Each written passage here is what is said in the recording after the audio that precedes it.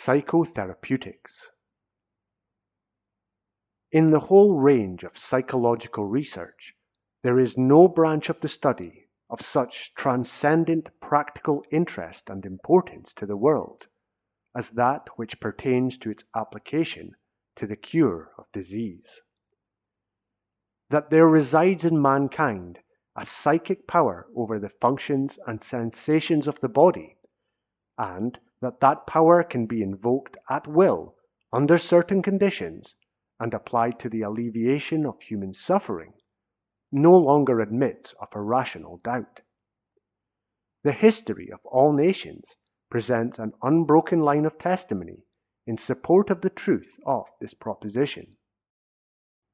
In the infancy of the world, the power of secretly influencing men for good or evil, including the healing of the sick, was possessed by the priests and saints of all nations.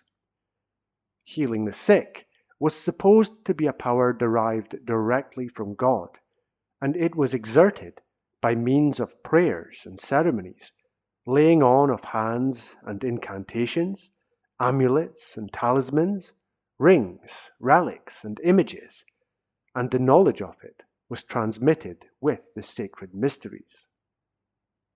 Numerous examples of the practice of healing by touch and by the laying on of hands are related in the Old Testament.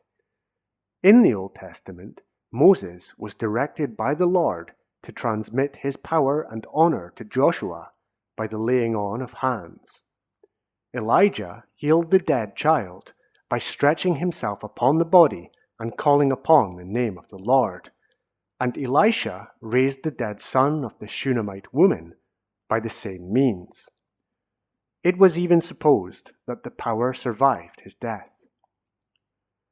The New Testament is full of examples of the most striking character, and the promise of the Master to those who believe.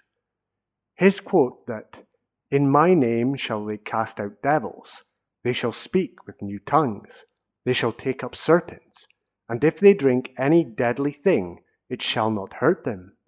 They shall lay their hands on the sick, and they shall recover," applies to all mankind today, as well as to his followers upon whom he had conferred his power in person. That this power was transmitted to future generations, and that the saints and others regarded it as the heritage of the Church and employed it with humble faith in imitation of the Master for the good of mankind, is shown by numerous examples. While the chroniclers have undoubtedly embellished many actual cures and recited many fictitious ones, the fact that the saints and others possessed healing powers cannot be questioned. Thus, St. Patrick, the Irish apostle, healed the blind by laying on his hands. Spirit Bernard, says Ennemoser, is said to have restored 11 blind persons to sight and 18 lame persons to the use of their limbs in one day at Constance. At Cologne, he healed 12 lame, caused 3 dumb persons to speak, 10 who were deaf to hear, and when he himself was ill, St. Lawrence and St. Benedict appeared to him and cured him by touching the affected part. Even his plates and dishes are said to have cured sickness after his death. The miracles of Saints Margaret, Catherine, Hildegard, and especially the miraculous cures of the 2 holy martyrs, Cosmos and Damianus, belong to this class. Among others, they freed the Emperor Justinian from an incurable sickness. Saint Odilia embraced in her arms a leper who was shunned by all men, warmed him, and restored him to health.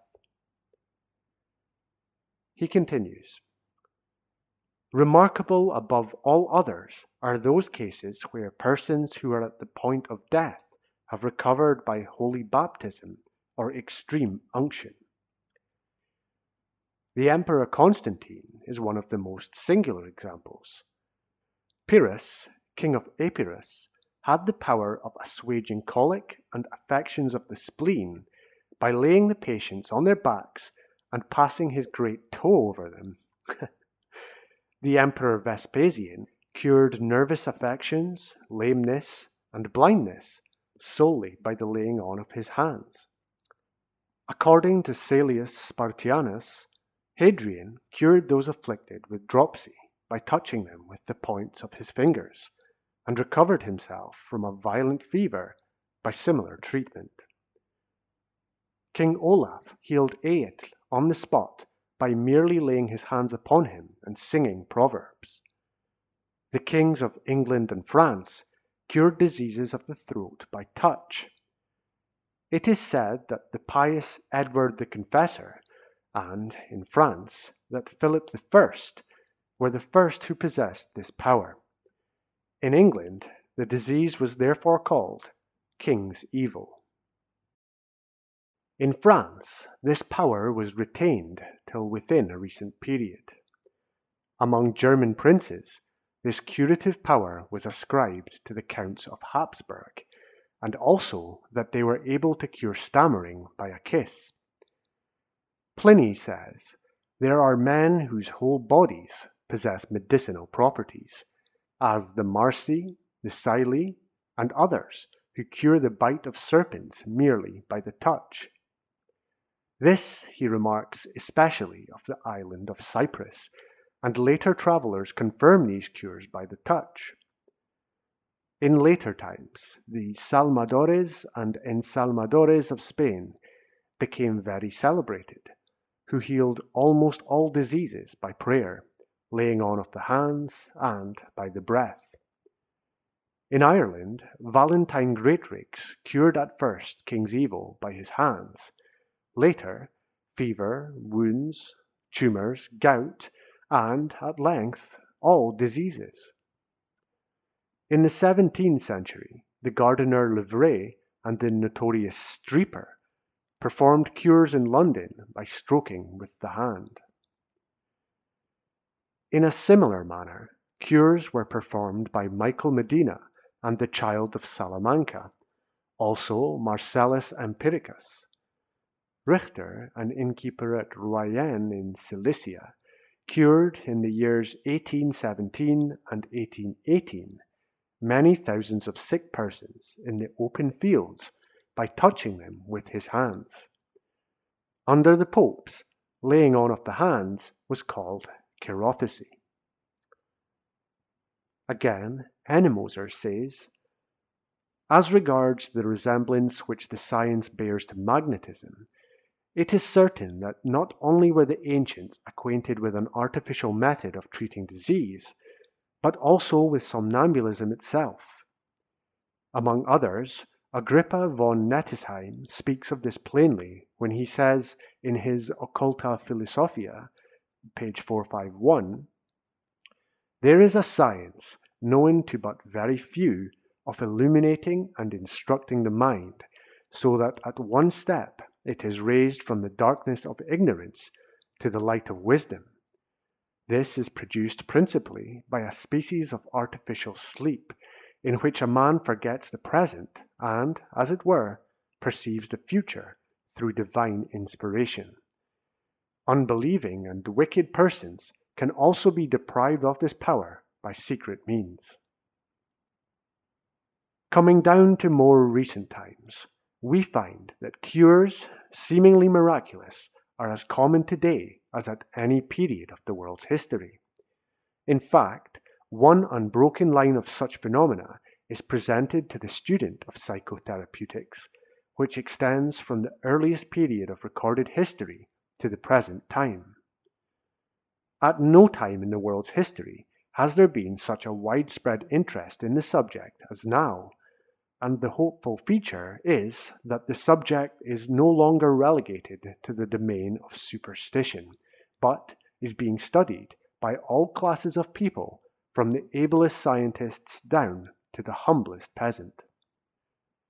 The result is that theories almost innumerable have been advanced to account for what all admit to be a fact, namely, that there exists a power to alleviate human suffering, which lies not within the domain of material science, but which can be invoked at the will of man and controlled by human intelligence. It would be tedious and unprofitable to discuss at length the numerous theories advanced by different sects and schools which have an existence today. It is sufficient to know that all these schools effect cures of the most wonderful character, many of them taking rank with the miracles of the Master. This one fact stands out prominent and significant, namely, that the theories advanced to account for the phenomena seem to have no effect upon the power invoked. Paracelsus stated what is now an obvious scientific fact when he uttered these words: "Whether the object of your faith be real or false, you will nevertheless obtain the same effects. Thus, if I believe in St. Peter's statue as I should have believed in St. Peter himself, I shall obtain the same effects that I should have obtained from St. Peter. But that is superstition. Faith, however, produces miracles, and whether it is a true or a false faith, it will always produce the same wonders." Much to the same effect are the words uttered in the 16th century by Pomponazzi. He says, "We can easily conceive the marvelous effects which confidence and imagination can produce, particularly when both qualities are reciprocated between the subjects and the person who influences them. The cures attributed to the influence of certain relics are the effect of this imagination and confidence. Quacks and philosophers know that if the bone of any skeleton were put in place of the saint's bones, the sick would none the less experience beneficial effects if they believed that they were near veritable relics." Bernheim, quoting the foregoing passages, follows with a story, related by Sobernheim, of a man with a paralysis of the tongue which had yielded to no form of treatment, who put himself under a certain doctor's care.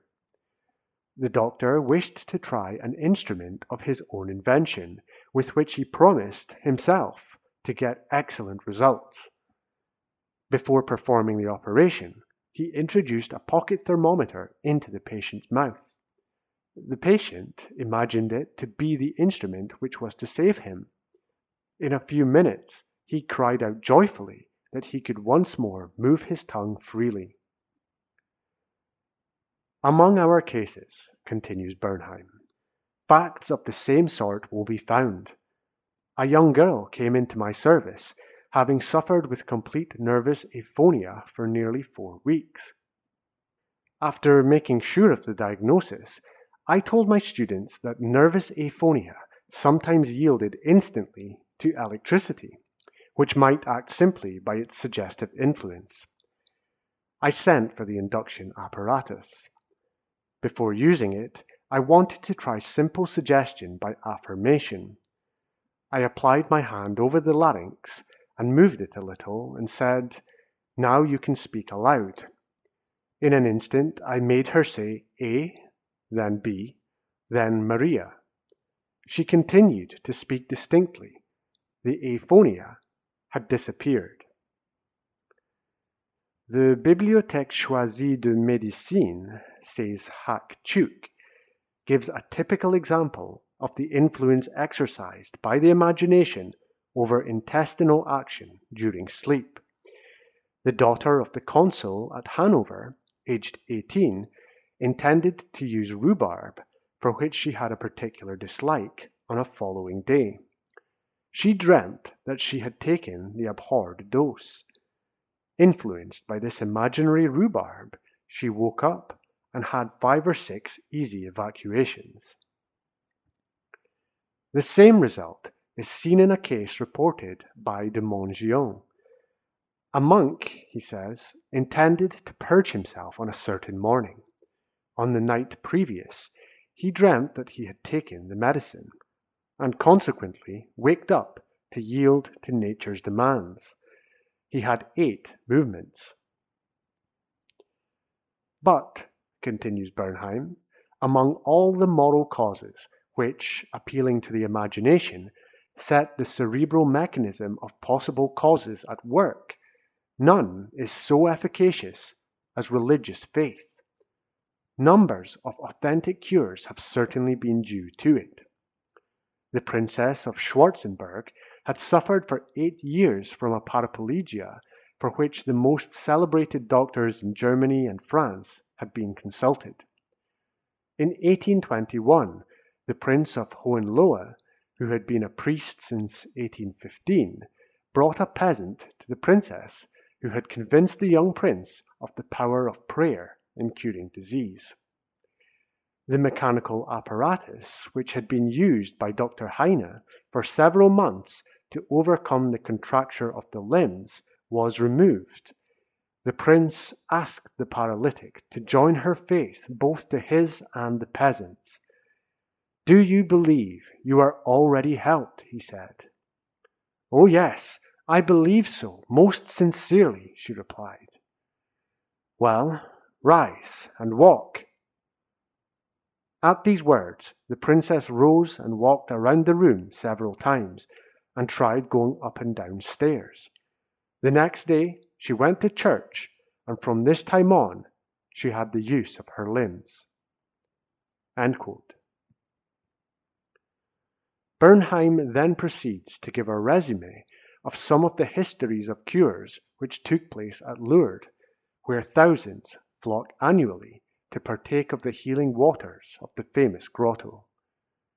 The history of that wonderful place is too well known to need repetition here. It is sufficient to say that thousands of cures have been effected there through prayer and religious faith, and the cures are as well authenticated as any fact in history or science. The most prominent and important methods of healing the sick now in vogue may be briefly summarized as follows. 1. Prayer and religious faith, as exemplified in the cures performed at Lourdes and at other holy shrines. To this class also belong the cures effected by prayer alone, the system being properly known in this country as the faith cure and the prayer cure. 2. The mind cure. To quote, a professed method of healing which rests upon the suppositions that all diseased states of the body are due to abnormal conditions of the mind, and that the latter, and thus the former, can be cured by the direct action of the mind of the healer upon the mind of the patient. 3. Christian Science. This method of healing rests upon the assumption of the unreality of matter. This assumed as a major premise, it follows that our bodies are unreal, and consequently that there is no such thing as disease, the latter existing only in the mind, which is the only real thing in existence. 4. Spiritism, which is a system of healing based on the supposed interposition of spirits of the dead, operating directly or indirectly through a medium upon the patient. 5. Mesmerism. This includes all the systems of healing founded on the supposition that there exists in man a fluid which can be projected upon another at the will of the operator, with the effect of healing disease by the therapeutic action of the fluid upon the diseased organism. And 6. Suggestive hypnotism.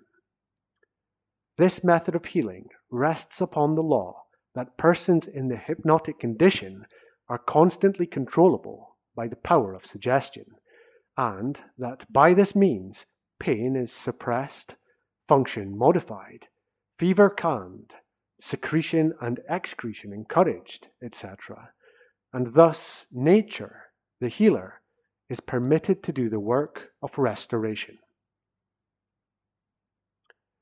Each of these schools is subdivided into sects, entertaining modified theories of causation and employing modified processes of applying the force at their command.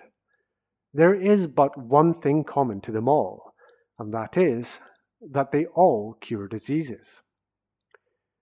We have, then, 6 different systems of psychotherapeutics, based upon as many different theories, differing as widely as the poles, and each presenting indubitable evidence of being able to perform cures which, in any age but the present, would have been called miraculous. The most obvious conclusion which strikes the scientific mind is that there must be some underlying principle which is common to them all. It is the task of science to discover that principle. It will now be in order to recall to the mind of the reader once more the fundamental propositions of the hypothesis under consideration. They are, first, that man is possessed of 2 minds, which we have distinguished by designating one as the objective mind and the other as the subjective mind. Secondly, that the subjective mind is constantly amenable to control by the power of suggestion. These propositions having been established, at least provisionally, by the facts shown in the foregoing chapters, it now remains to present a subsidiary proposition, which pertains to the subject of psychotherapeutics, namely, the subjective mind has absolute control of the functions, conditions, and sensations of the body. This proposition seems almost self-evident, and will receive the instant assent of all who are familiar with the simplest phenomena of hypnotism. It is well known, and no one at all acquainted with hypnotic phenomena now disputes the fact that perfect anesthesia can be produced at the will of the operator simply by suggestion. Hundreds of cases are recorded where the most severe surgical operations have been performed without pain upon patients in the hypnotic condition. The fact can be verified at any time by experiment on almost any hypnotic subject, and in case of particularly sensitive subjects, the phenomena can be produced in the waking condition. How the subjective mind controls the functions and sensations of the body, mortal man may never know. It is certain that the problem cannot be solved by reference to physiology or cerebral anatomy. It is simply a scientific fact, which we must accept because it is susceptible of demonstration, and not because its ultimate cause can be explained. The 3 foregoing fundamental propositions cover the whole domain of psychotherapeutics and constitute the basis of explanation of all phenomena pertaining thereto. It seems almost superfluous to adduce facts to illustrate the wonderful power which the subjective mind possesses over the functions of the body, beyond reminding the reader of the well-known facts above mentioned regarding the production of the phenomena of anesthesia by suggestion. Nevertheless, it must not be forgotten that the production of anesthesia in a healthy subject is a demonstration of subjective power which implies far more than appears upon the surface. The normal condition of the body is that of perfect health, with all the senses performing their legitimate functions. The production of anesthesia in a normal organism is, therefore, the production of an abnormal condition. On the other hand, the production of anesthesia in a diseased organism implies the restoration of the normal condition, that is, a condition of freedom from pain. In this, all the forces of nature unite to assist, and as every force in nature follows the lines of least resistance, it follows that it is much easier to cure diseases by mental processes than it is to create them. provided always that we understand the modus operandi. It is well known that the symptoms of almost any disease can be induced in hypnotic subjects by suggestion. Thus, partial or total paralysis can be produced. Fever can be brought on with all the attendant symptoms, such as rapid pulse and high temperature, flushed face, etc., or chills accompanied by a temperature abnormally low, or the most severe pains can be produced in any part of the body or limbs. All these facts are well known, and still more wonderful facts as stated in all the recent scientific works on hypnotism. For instance, Bernheim states that he has been able to produce a blister on the back of a patient by applying a postage stamp and suggesting to the patient that it was a fly plaster. This is confirmed by the experiments of Moll and many others, leaving no doubt of the fact that structural changes are a possible result of oral suggestion. On this subject, Bernheim makes the following observations. Finally, hemorrhages and bloody stigmata may be induced in certain subjects by means of suggestion. Messieurs Bourru and Bureau of Rochefort have experimented on this subject with a young marine, a case of hysteroepilepsy. Monsieur Bourru put him into the somnambulistic condition and gave him the following suggestion. At 4 o'clock this afternoon, after the hypnosis, you will come into my office, sit down in the armchair, cross your arms upon your breast, and your nose will begin to bleed. At the hour appointed, the young man did as directed. Several drops of blood came from the left nostril.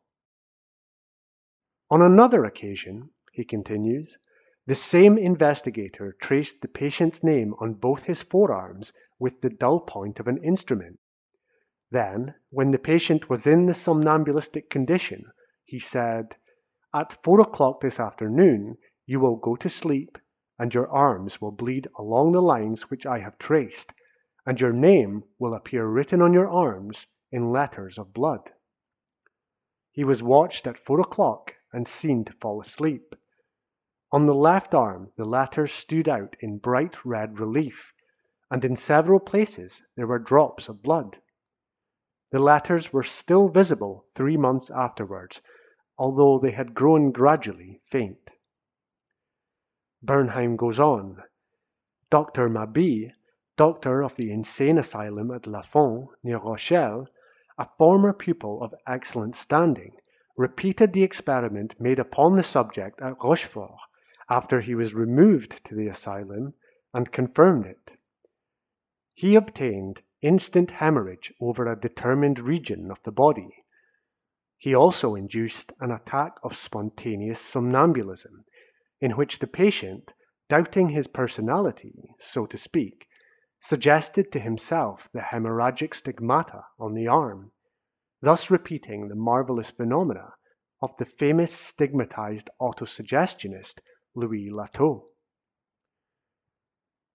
These facts, then, say Bernheim, seem to prove that suggestion may act upon the cardiac function and upon the vasomotor system. Phenomena of this order, however, rarely occur. They are exceptional and are obtained in certain subjects only. I have in vain tried to reproduce them in many cases. These facts are sufficient to prove, however, that when in a condition of special psychical concentration, the brain can influence even the organic functions, which in the normal state seem but slightly amenable to the will. End quote. These facts demonstrate at once the correctness of two of the fundamental propositions before stated, namely, the constant amenability of the subjective mind to the power of suggestion, and the perfect control which the subjective mind exercises over the functions, the sensations, and the conditions of the body. All the foregoing phenomena represent abnormal conditions induced by suggestion, and are, as before stated, all the more conclusive proofs of the potency of the force invoked.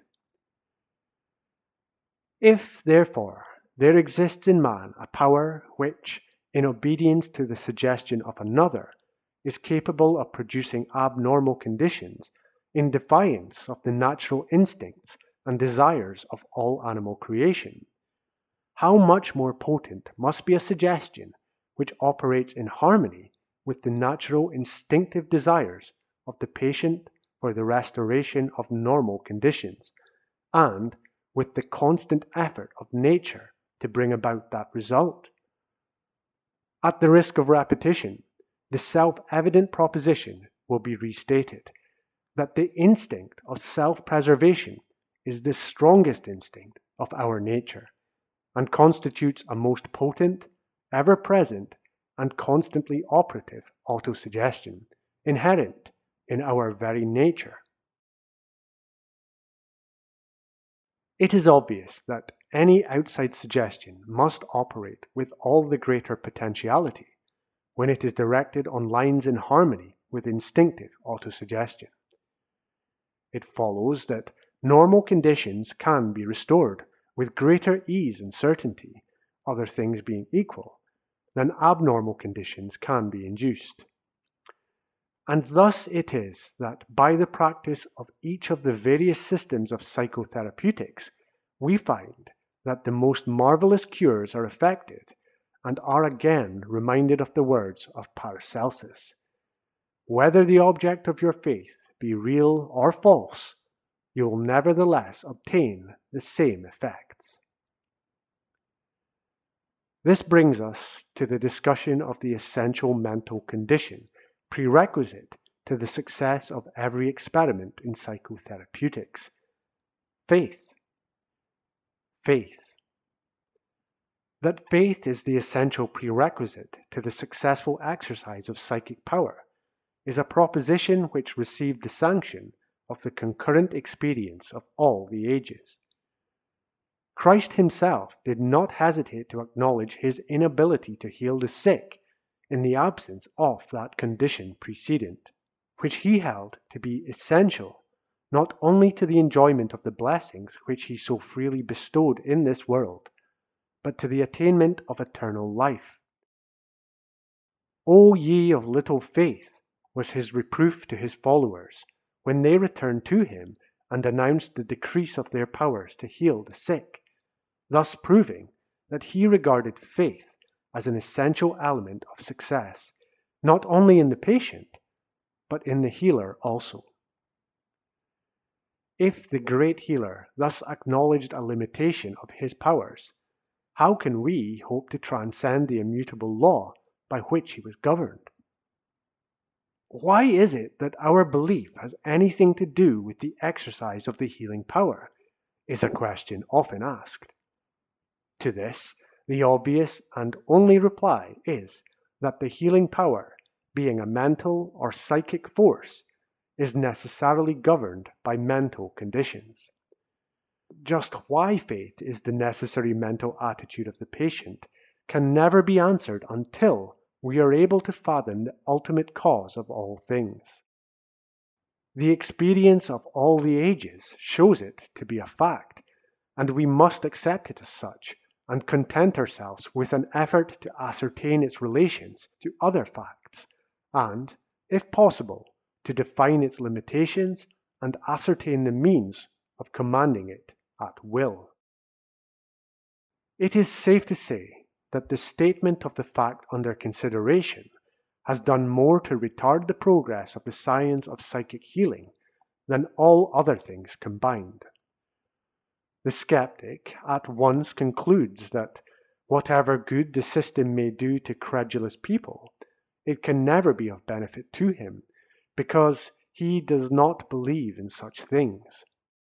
And it is just here that the mistake is made, a mistake that is most natural in the present state of psychic knowledge, and one that is all but universal.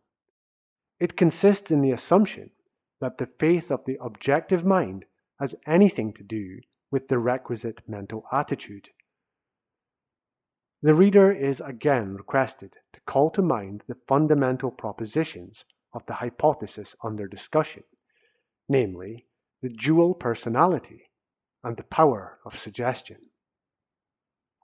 It follows from the propositions of our hypothesis, which need not be here repeated at length, that the subjective mind of an individual is as amenable to control by the suggestions of his own objective mind as it is by the suggestions of another.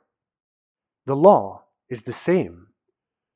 It follows that whatever may be the objective belief of the patient, if he will assume to have faith, actively or passively, the subjective mind will be controlled by the suggestion, and the desired result will follow. The faith required for therapeutic purposes is a purely subjective faith, and it is attainable upon the cessation of active opposition on the part of the objective mind. And this is why it is that, under all systems of mental therapeutics, the perfect passivity of the patient is insisted upon as the first essential condition. Of course, it is desirable to secure the concurrent faith both of the objective and subjective minds, but it is not essential.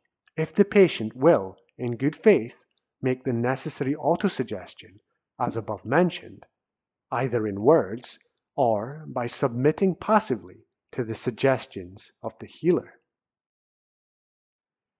It is foreign to the purpose of this book to discuss at length the various systems of mental therapeutics further than is necessary for the elucidation of our hypothesis. The theories upon which the several systems are founded will not, therefore, be commented upon, pro or con, except where they furnish striking illustrations of the principles herein advanced.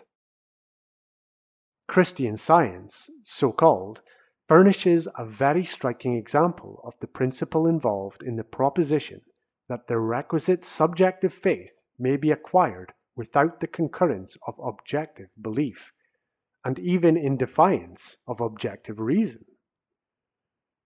That system is based upon the assumption that matter has no real existence.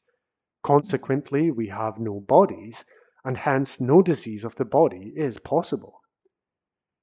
It is not known whether the worthy lady founder of the school ever stopped to reduce her foundation principles to the form of a syllogism. It is presumed not, for otherwise their intense, monumental, and aggressive absurdity would have become as apparent to her as it is to others. Let us see how they look in the form of a syllogism. Matter has no existence. Our bodies are composed of matter. Therefore, our bodies have no existence. It follows, of course, that disease cannot exist in a non-existent body. That the above embraces the basis of the system called Christian Science, no one who has read the works of its founder will deny. Of course, no serious argument can be adduced against such a self-evident absurdity. Nevertheless, there are two facts connected with this system which stand out in bold relief. One is that it numbers its followers by the 100,000, and the other is that the cures effected by its practitioners are of daily occurrence and of the most marvelous character. The first of these facts demonstrates the truth of the trite saying that any system of belief, if earnestly advocated, will find plenty of followers. The second shows in the most conclusive manner that the faith of the objective mind is not a necessary factor in the cure of disease by psychic processes. It seems obvious that no greater demand could be made upon the resources of our credulity than to tell us that all that is visible or tangible to our objective senses has no real existence. And yet that is what the patient of Christian Science is invited to believe as a condition precedent to his recovery. Of course, he feels at first that his intelligence is insulted, and he protests against such a palpable absurdity. But he is quieted by soothing words and is told to get himself into a perfectly passive condition, to say nothing and to think of nothing for the time being. In some cases, patients are advised to hold themselves in the mental attitude of denying the possible existence of disease. The essential condition of passivity being acquired by the patient, the healer also becomes passive and assumes the mental attitude of denying the existence of disease in the patient, or elsewhere for that matter, and affirms with constant iteration the condition of perfect healthfulness. After a séance of this kind, lasting perhaps half an hour, the patient almost inevitably finds immense relief and often feels himself completely restored to health. To say that the patient is surprised is but feebly to convey his impressions. He is confounded. The healer triumphantly asks, "What do you think of my theory now?" It is of little use for him to reply that he does not see that the theory is necessarily correct because he was healed. Most likely he fails to think of that in his gratitude for restored health. But if he does, he is met by the triumphant response, "By their fruits ye shall know them." To the average mind, untrained to habits of logical reasoning, that settles the question, and Christian Science has scored a triumph and secured a follower. He may not be able to see quite clearly the logical sequences involved. He may even be doubtful whether the theory is necessarily correct.